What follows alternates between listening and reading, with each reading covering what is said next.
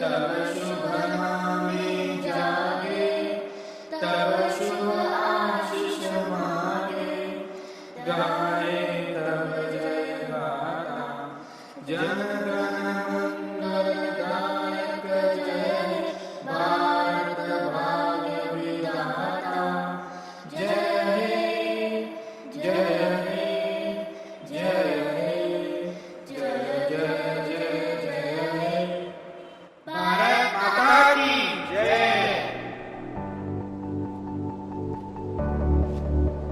असांजे राष्ट्रगीत जे अदब में असां चाहे किथे बि हुजूं असांखे उथी बीहणु खपे, छो त इहा ई असांजी सची देशभक्ति आहे।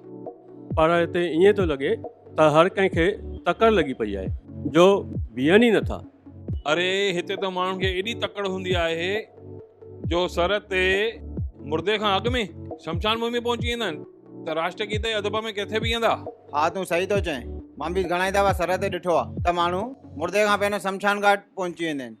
तूं बि त ॿियनि वांगुरु कंदो आहीं। छा कयां, ॿियनि सां गॾु मां बि हली छा कनि मतिलबु तूं बि कंदे?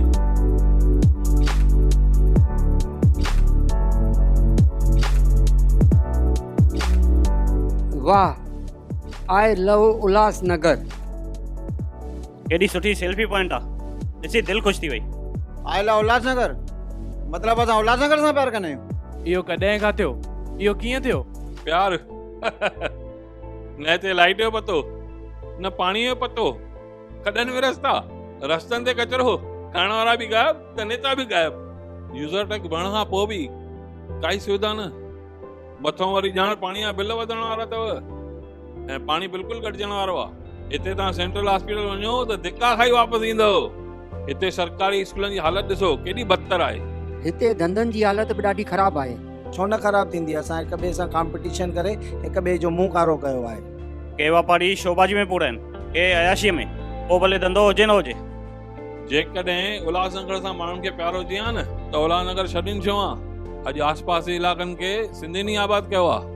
अरे अगरि असांजे शहर में सुठियूं सुविधाऊं हुजनि हा त माण्हू शहर छॾीनि छो आहे? आख़िर हिननि ॻाल्हियुनि जो ज़िम्मेदार केरु आहे?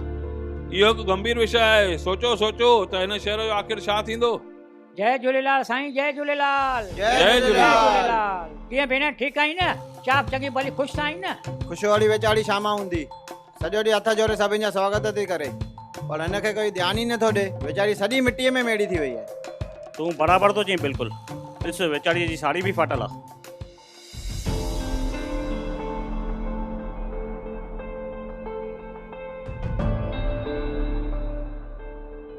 अरे ही त सिर्फ़ु हिकिड़ो पुतलो आहे। ॾिसो शहर जे महापुरुषनि जे पुतलनि जी हालत छा आहे। मां तो तव्हांखे ॾेखारियां। हलो ॾिसो हली उल्हासनगर 5 जे कुरला कैंप वटि असांजे झूलेलाल प्रवेश द्वार जी हालत छा आहे।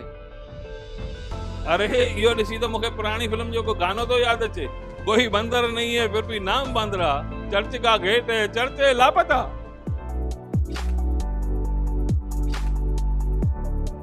हे जो गोल मैदान जे टिवाटे ते 3 खिलाड़ियुनि जा पुतला लॻाया विया आहिनि, त हिन मां छा थो साबित थिए त असांजे शहर में ॼण रांदियुनि जा टूर्नामेंट थींदा आहिनि।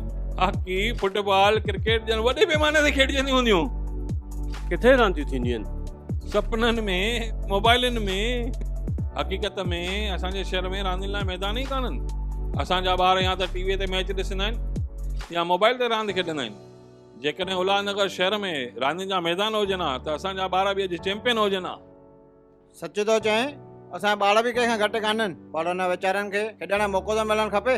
ॾुखियो आहे, भले ॿिया बि केतिरा ई मसइला हिन शहर में आहिनि, तॾहिं बि मां ख़ुशी सां चवंदुमि आई लव उल्हासनगर। मां ही शहर कॾहिं कोन छॾींदुमि। ॼण असां शहर छॾींदासीं? सिर्फ़ु तोखे शहर सां प्यार आहे, असांखे बि शहर सां प्यार आहे।